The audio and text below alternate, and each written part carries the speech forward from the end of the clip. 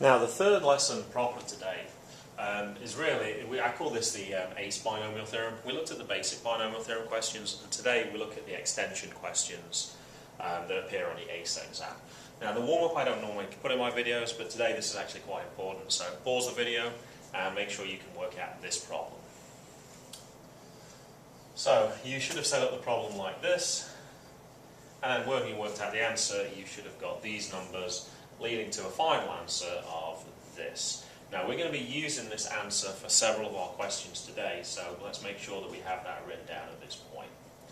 So here's our first question. Find the first three terms of 2 minus 3x to the power of 10. Notice that was the warm-up question, and then hence choose an appropriate value for x, find an approximation for 1.97 to the power of 10.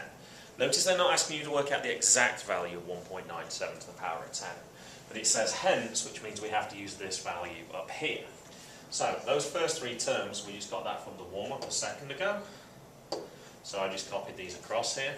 Now notice these two things here are both to the power of 10. So I'm going to set this equal to this to try and get my approximation.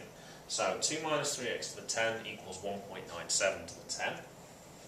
I can now do the 10th root of both sides. So 2 minus 3x equals 1.97. And then if I solve for x, I would find x is 0.01.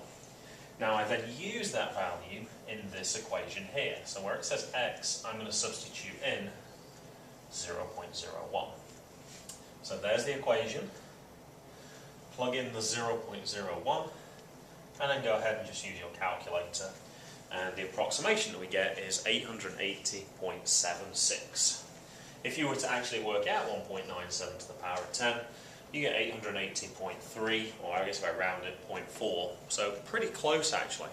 Considering that the binomial expansion has 11 terms, and we only use 3 of those terms, we do have a pretty good approximation. Notice how quickly these terms are decreasing.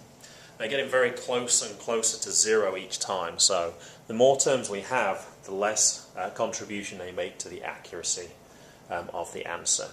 And another very common AICE question, so make sure you learn that method.